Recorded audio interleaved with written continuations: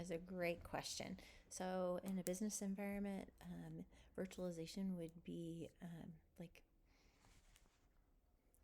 a technology that is able to improve efficiency, scalability, and resilience. And so, the core components of a virtual machine are there's the core that's software based on a computer, and it's on the physical hardware. And some of the major components in it that are key for the functionality are the physical servers, CPU, RAM, storage, and networking. And those all of those resources can be shared within the virtual machine. And on top of that, there sits a hypervisor, and the hypervisor is essentially the heart of virtualization. It's responsible for creating, running, and isolating virtual machines. And there are two types of hypervisors. There's the type 1, that's, for instance, like VMware ESXi, Hyper-V, or KVM. And those run directly on the hardware, and that's what most businesses are using, because they offer really strong performance and security. And then there's a type 2 hypervisor, and that just runs on top of the operating system. So if you have Windows or Linux, or a Mac system, Mac OS, then it's just like a software that gets added that can be utilized. And that's more common on for like testing type projects. So each virtual machine, or a VM, is assigned the virtual hardware. So it gets its own virtual CPU, it gets its own virtual memory, and the virtual disk, and virtual networking. So all the hardware that you would have on a standalone server is on this one server, and then virtual machines work together to utilize all of the resources that are available to it. And then essentially you have so each virtual machine, or VM, runs on its own like guest operating system. So it's completely independent of any of the other VMs that are on the machine. And so it's completely isolated, and so it's flexible and secure. And as far as utilizing that in a business setting, I would say first would be, because of the fact that it's consolidated, it consolidates a server. So what you can do with one server, say you want to do like web service, and you want to do like a file share area, or you want to do your like marketing in somewhere else, and you want to have like their own machines, if you would have had a dedicated server for that, instead of having to have 3 different servers, you would be able to have one server and be able to fully utilize all of the resources that are on it, rather than having the individual servers to maintain and not fully utilizing all of the resources that are available. There's also the flexibility of it, and the rapid deployment of capabilities.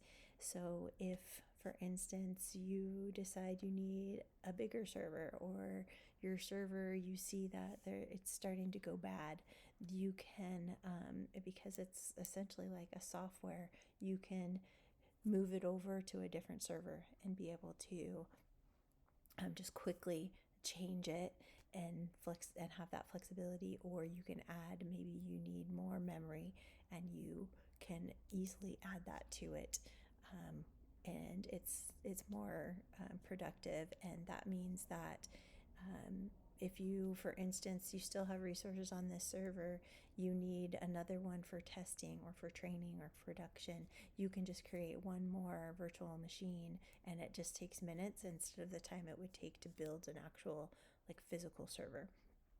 And so that speeds up the process. And Another advantage that you could leverage, or that I would choose to leverage, is the high availability and business continuity. So with the features that like migration or snapshots, and like the automated failovers, so like if something failed, the server can be running and you can do maintenance, or you can deal with hardware failures, and it doesn't give you it significantly improves your uptime, and so you can reduce the impact that it would have from an outage. And then also I would leverage the security and isolation that you have in with using virtual machines, because of the fact that, like I said earlier, they're independent of each other. So if something were to happen to one machine, one virtual machine, it's not going to impact the other machines. And so you will be able to, because of its isolation, you'll be able to keep it secure, where if it got a virus or something like that, you wouldn't have it infect the whole system. So, because it segments those areas. And then the last area that I would leverage is the scalability of it. So, you can easily increase the virtual machine CPU power, the RAM, or the storage on demand, because you can quickly add that information to it. So if you need to handle higher workloads, you'll be able to quickly scale efficiently, without using an unnecessary investment on the hardware. And so to leverage, I would improve the efficiency, enhance reliability, strengthen security, and ensure the infrastructure on scale, that can scale with the organization's needs. The next question you asked me was about server roles and features that are critical for defining a server's functionality. I think I kind of described that already, but to be more specific, the server roles and the server features. So servers allow you to segment different areas and have the ability to create backups, so that you have all your information, and you have redundancies. Therefore, you're not going to you have less chance of data loss, and the memory and the RAM, all of the components that I just talked about, like all of those resources, whether it's on a virtual machine or on a physical machine, all of those work together to be able to be able to manage all of the information that needs to keep the company functioning and keep it from interrupting business. And the domains, the next question you asked was domains, the functionality component of the infrastructure. So on a domain server, you can you use Active Directory to be able to mitigate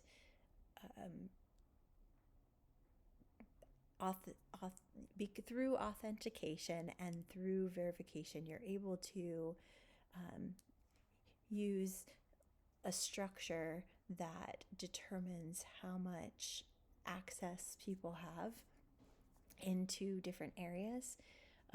So say you have a file that you only want upper level management to be able to see. You can put specific permissions, so that only that group of users has access to it, and no one else would be able to get into it. And it prevents documents, in this case, from going out to the general employees, and confidential information would be maintained. So, for instance, if your HR department is you don't want all the employees to see something that HR can see. There's a lot of sensitive information about employees that you don't want to share with others. So through Active Directory, you can set it up to have permissions only for those specific people, and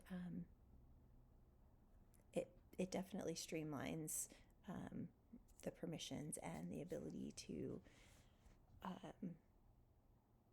prevent information getting into the wrong hands, and it also can be a secure area to where you're able to mitigate having attackers come in and get information as well through security and blocking areas for them to contact. Thank you.